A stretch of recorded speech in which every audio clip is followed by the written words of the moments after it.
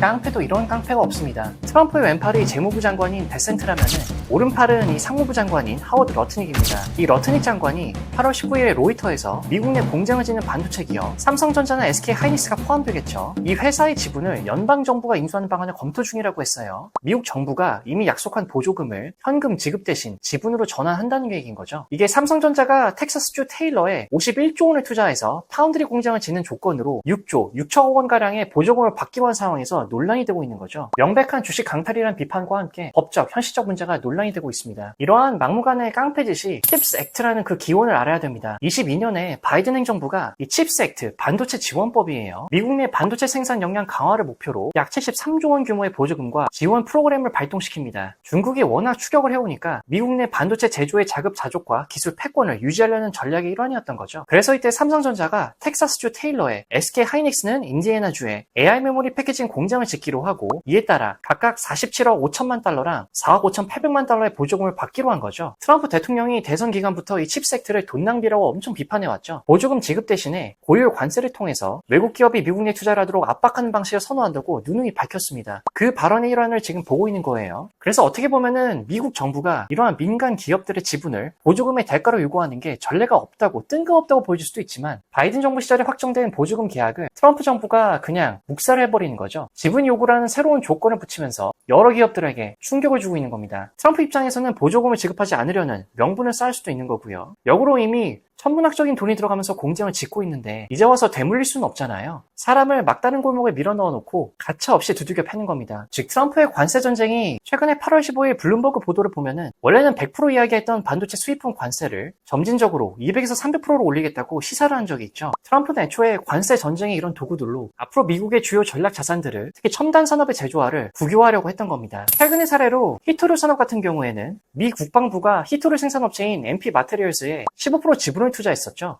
철강 산업에서는 일본 제철의 US 스틸 인수 과정에서 미국 정부에서 황금주를 요구했습니다. 엔비디아와 AMD한테는 중국향 AI칩 판매에 대해서 15% 수출세를 부과하거나 특정 거래에서는 정부의 승인을 요구하는 방안도 검토 중이죠. 애플과 반도체 공급망에서는 애플이 TSMC에서 생산한 칩을 사용하는 데 대해 관세 면제를 조건으로 미국 내 생산을 요구했습니다. 이제 다가올 25일 정상회담에서 원전 JV 협상과 더불어서 이 문제도 나올 가능성이 상당히 높은데 만약에 삼성전자나 우리나라 정부가 트럼프의 지분 요구를 거부했을 때에는 보조금 지급 중단이나 축소, 고율 관세 부과, 미국산 장비나 소프트웨어 공급에 우리나라가 제약을 받을 수 있도록 수출 통제가 있을 수 있습니다. 그리고 그 외에도 주한미군 방위비 분담금 인상이라든가 한미일 안보 협력 강화, 대만 문제 등 외교적인 압박이 더 들어올 수가 있겠죠. 삼성은 이미 텍사스에 50조를 넘게 투자했기 때문에 정말 빠져나가기가 힘든 상황입니다. 버티면서 협상을 할 수밖에 없어요. 한국 정부도 한미 정상회담에서 이건 터무니없다고 강하게 나가야 될 수 있는 거죠. 미국도 삼성이나 TSMC가 없으면은 반도체 공급망이 망가지기 때문에 너무 세게는 못 나올 겁니다. 그런데 트럼프 스타일이 워낙 깡패다 보니까 관세나 제재로 찔러올 가능성은 매우 높은 거죠. 그렇기 때문에 영리하게 줄타기를 하면서 반도체 시장도 지키고 미국 투자도 유지를 해야 됩니다. 굉장히 상황이 어려운 글로벌 생존 게임이죠. 만약 미국이 정말 삼성전자 지분을 투자를 한다면은 보조금을 새 주식 발행으로 전환을 하는 직접 지분 인수 방식도 있겠지만 삼성의 미국 내 텍사스 테일러 공장 이 파운드리 부분만 분리해서 조인트 벤처 회사를 설립하는 방식이 미국 정부 입장에서는 더 큰 지분을 확보할 수 있는 그리고 앞으로 달걀의 노른자만 가져갈 수 있는 실리적인 구조가 될 겁니다. 25년 4월에 있었던 TSMC와 인텔 JV 구조가 굉장히 이와 유사하고요. 자, 이렇게 됐을 때 삼성전자는 어떻게 될까요? 일단은 일부 지분 희석 효과로 인한 지분 가치 하락이 있을 수 있겠죠. 경영에도 영향이 올 수 있습니다. 직접 투표권이 없다 하더라도 미국 정부의 압박으로 생산 우선권이나 기술 공유가 강요될 수 있어요. 국내 사업, 평택 공장 등은 별도지만은 글로벌 공급망엔 타격이 올 수 있는 거죠. 그리고 최악의 시나리오에서는 지분 요구 거부 시에 보조금이 취소되면서 관세 폭탄이 터질 수가 있습니다. 하지만 장기적으로 봤을 때에는 미국 투자 확대로 장기 매출 증가는 가능하겠죠. 앞으로 삼성전자 입장에서는 JV 협상에서 무조건 주도권을 잡아야 되고요. 최소 합작사 지분의 80% 이상은 확보를 하면서 황금주는 거부를 해야겠죠. 그리고 추가 투자를 더 요청을 하면서 보조금 플러스 관세 면제를 확보를 해야 돼요. 최근에 암울했던 삼성전자 주가가